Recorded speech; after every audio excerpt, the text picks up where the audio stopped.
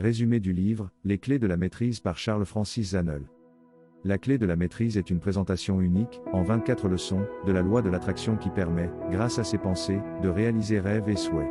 Étape par étape, vous apprendrez comment utiliser le pouvoir créateur de votre esprit et retrouverez confiance en vous, volonté et enthousiasme. Avec clarté et précision, la clé de la maîtrise enseigne les principes ultimes, les causes, les effets et les lois qui sous-tendent tout accomplissement et tout succès. Sa vérité, simple mais profonde, est intemporelle, la pensée crée.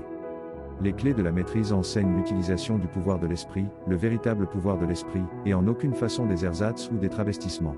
Cela n'a rien à voir avec l'hypnotisme, la magie ou toute autre tromperie plus ou moins fascinante par lesquelles beaucoup sont amenés à penser que l'on peut obtenir quelque chose sans rien en échange. Première partie. J'ai le privilège de vous présenter la première partie du système Passe-Partout Clé de la maîtrise. Introduiriez-vous dans votre vie plus de puissance ? Obtenez la conscience de cette puissance. Une meilleure santé ? Obtenez la conscience de votre santé. Plus de joie ? Obtenez la conscience de la joie. Vivez l'esprit de ces choses jusqu'à ce qu'ils deviennent vôtres. Il deviendra, alors, impossible de vous les enlever. La fluidité de cette puissance régnera en vous. Vous n'avez pas besoin d'acquérir cette puissance.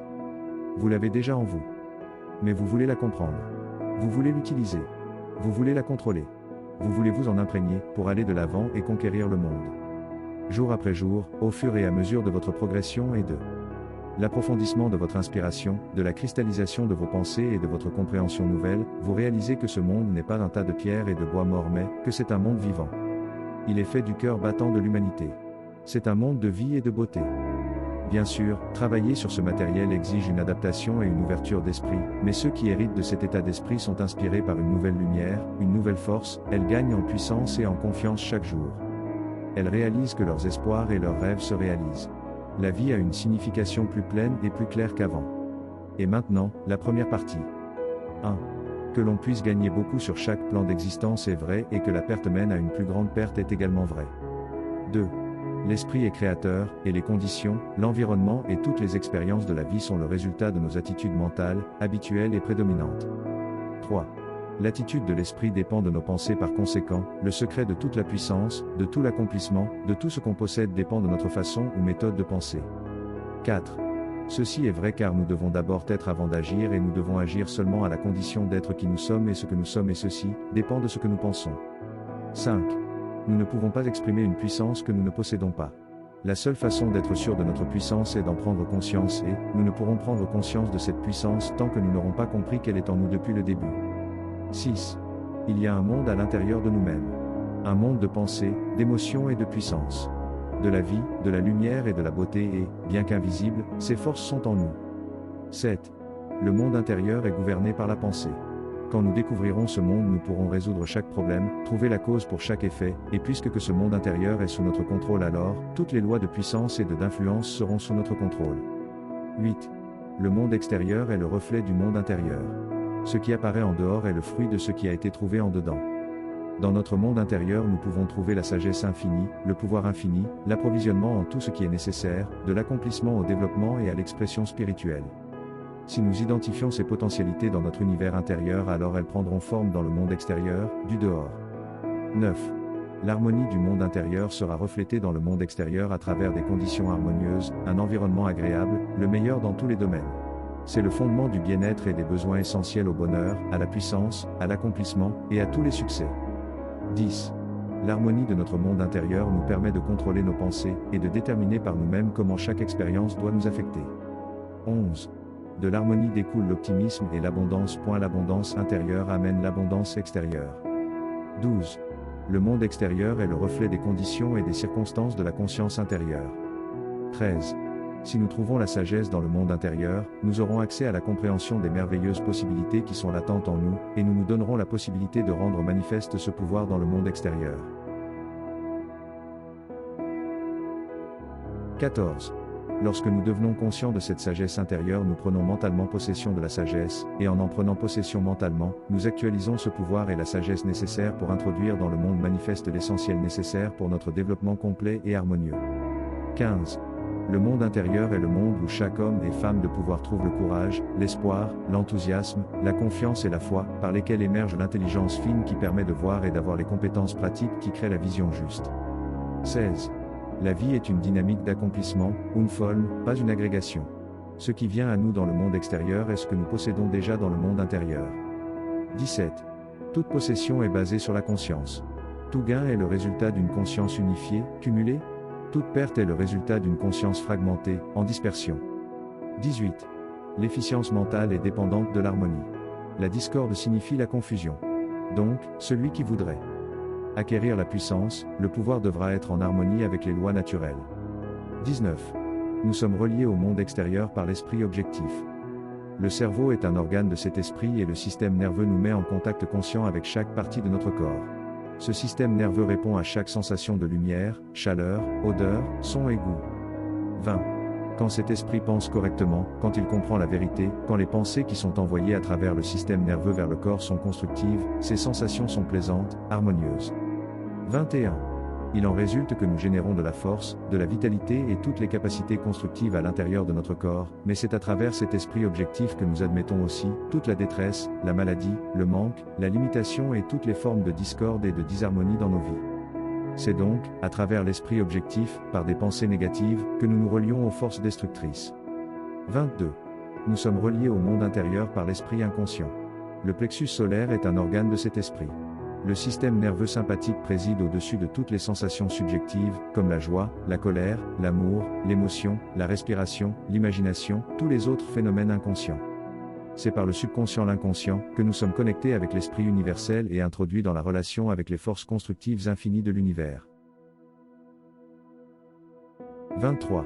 C'est la coordination de ces deux centres de notre être, et l'agencement de leurs fonctions, qui est le grand secret de la vie.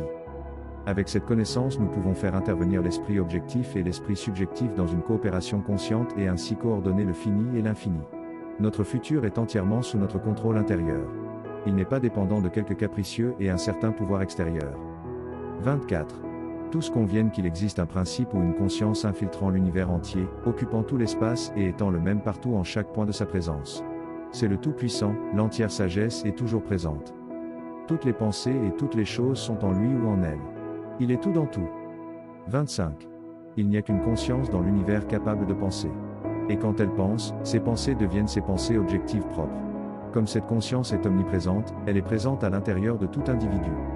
Chaque individualité doit être une manifestation de cette omnipotente, omnisciente et omniprésente conscience. 26.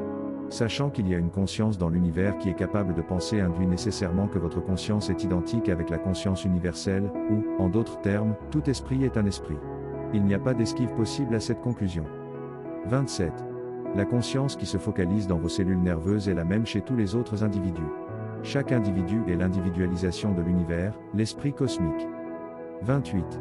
L'esprit universel est une énergie statique ou potentielle, il peut se manifester seulement à travers l'individu, et l'individu peut se manifester seulement à travers l'universel. Ils sont un. 29.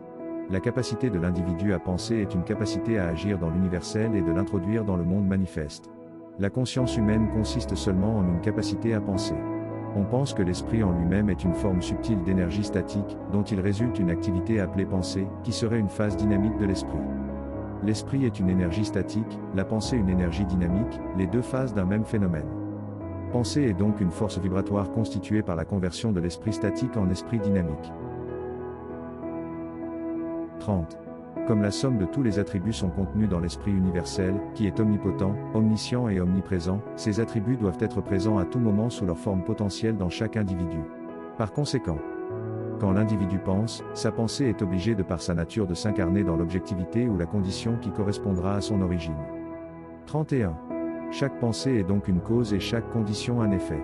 Pour cette raison il est absolument essentiel que vous contrôliez vos pensées pour produire uniquement les conditions souhaitables. 32. Tout le pouvoir vient de l'intérieur, et il est absolument sous votre contrôle, il vient à travers la connaissance exacte et par l'exercice volontaire des principes exacts. 33. Ce pouvoir devrait être efficient lorsque vous acquérez la compréhension totale de cette loi, et que vous êtes capable de contrôler le processus de vos pensées, vous pouvez les appliquer dans n'importe quelle condition. En d'autres termes, vous entrerez en coopération consciente avec l'omnipotente loi qui est la base fondamentale de toute chose. 34. L'esprit universel est le principe de vie de chaque atome de l'existence, chaque atome cherche continuellement à manifester plus de vie, tous sont intelligents, et tous cherchent à exprimer le but pour lequel ils ont été créés. 35.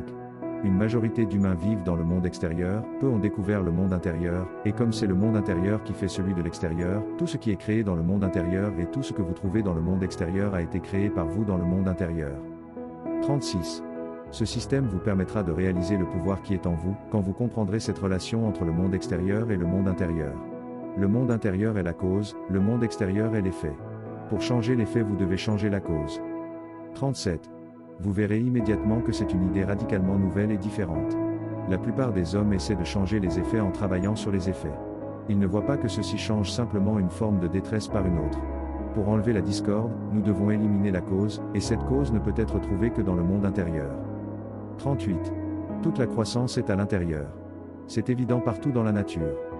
Toutes les plantes, tous les animaux, tous les humains sont un témoignage vivant de cette grande loi, et la grande et ancienne erreur a été de chercher la force ou le pouvoir à partir de l'extérieur.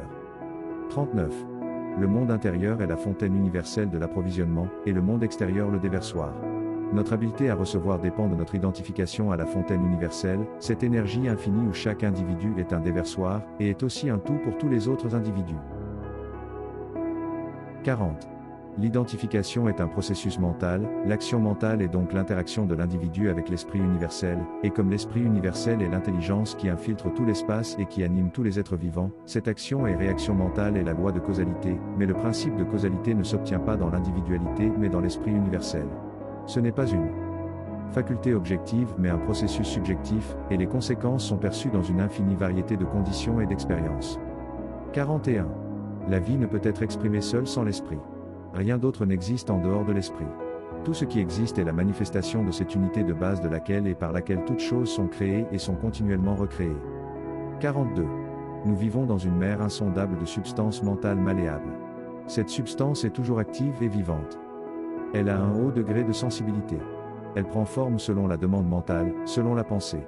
Ces pensées forment le moule, la matrice par laquelle cette substance s'exprime. 43. Rappelez-vous que c'est dans son application seule que consiste sa valeur, et qu'une application stricte de cette loi substituera l'abondance à la pauvreté, la connaissance à l'ignorance, l'harmonie à la discorde et la liberté à la tyrannie, et certainement qu'il ne peut être plus grande bénédiction que ces derniers d'un point de vue matériel et social. 44. Maintenant faites un exercice d'application. Choisissez un endroit où vous pouvez être seul et tranquille, asseyez-vous droit, confortablement, mais ne flânez pas, laissez vos pensées errer où elles veulent mais restez parfaitement calme pendant 15 minutes à une demi-heure, continuez pendant 3 ou 4 jours ou pendant une semaine jusqu'à ce que vous preniez le contrôle de votre être physique. 45. Beaucoup trouveront ceci extrêmement difficile, d'autres y arriveront sans difficulté, mais il est absolument essentiel d'obtenir un contrôle complet du corps avant d'être prêt à progresser. Voilà, la première partie est terminée. En attendant le chapitre suivant, vous devrez avoir maîtrisé celui-ci. Il vous est possible de consulter l'article sur le blog soifdevie.fr, les maîtres incontournables Charles Francis Haenel. Merci pour votre écoute.